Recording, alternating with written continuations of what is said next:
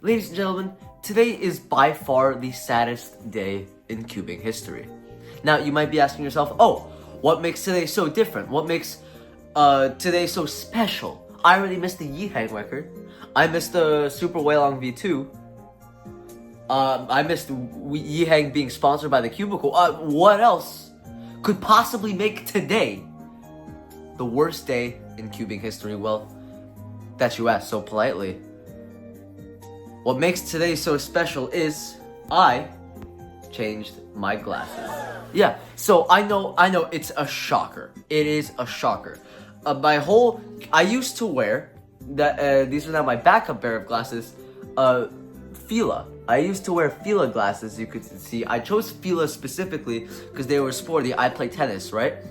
So I chose these glasses, and during the time that I've worn them, like, look at this, they're huge on me, that's one.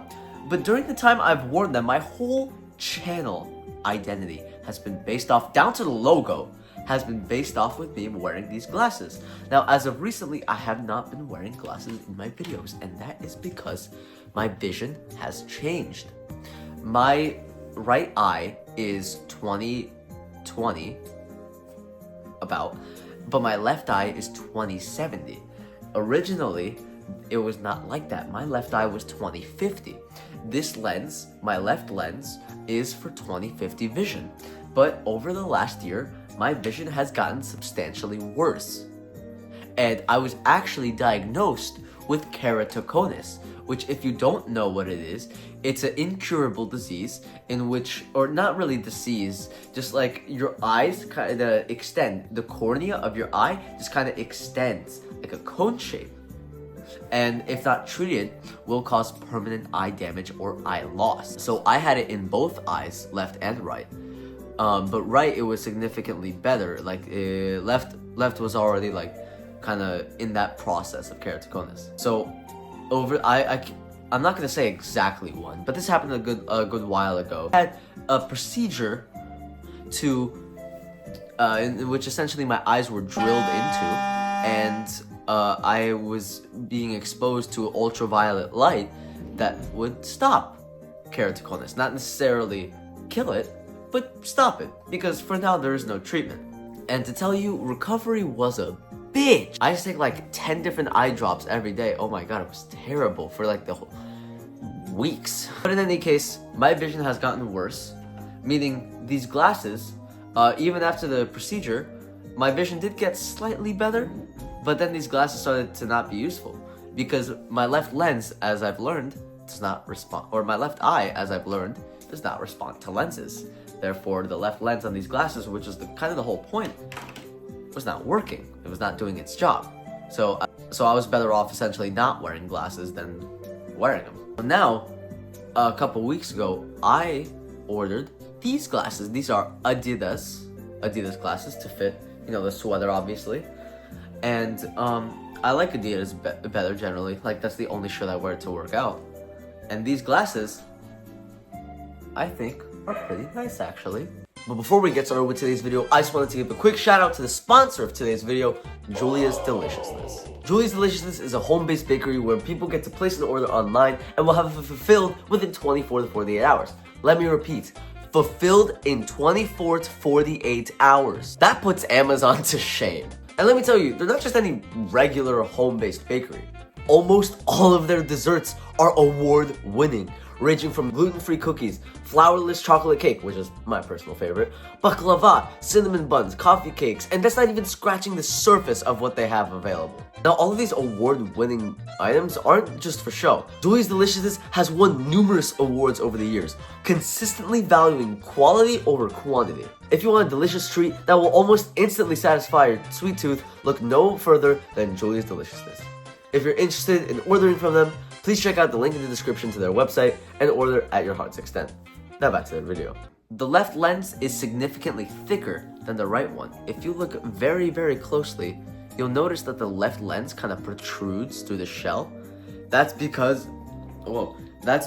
my left eyesight is so bad that even still, because it doesn't really respond to lenses well, I cannot see very well. I can make out what objects are, But like if someone were to put something in front of me, like kind of just like small letters, I would not be able to see it. Whereas my right eye, I see crystal clear. I know this comes as a shock to a lot of people, especially who only watch me for my glasses, because I understand glasses fetish is a thing. It is very, very unfortunate and very dark times we live in to see everyone's favorite cubing YouTuber switch glasses, which is quite frankly very heartbreaking too. But anyway, cubers, let's talk about something else. Let's talk about why I've been so not necessarily lazy, just not having the motivation to film cubing videos. I think cubing content in general has been seeing a very steady decline because there's a lot of repetition. Even cubing YouTubers I like Cubehead, and I mean Cubehead at this point is the only cubing YouTuber I watch. His views have been declining as well. Not that the quality of the content has changed. Actually, the quality is still very, very good and is still very, very prevalent. However, it's not reflected in the views because the views are down by a substantial margin. Cubing content has become so repetitive, and cubing in general in the competitive scene has become way too competitive that Yihang dominates all of 3x3, and that's the only category people care about. The world record video of Yihang hasn't even cracked 1 million views. Can you believe that? Take a look at Felix Zembeg's world record from several years ago. Now take a look at Max Park's most recent.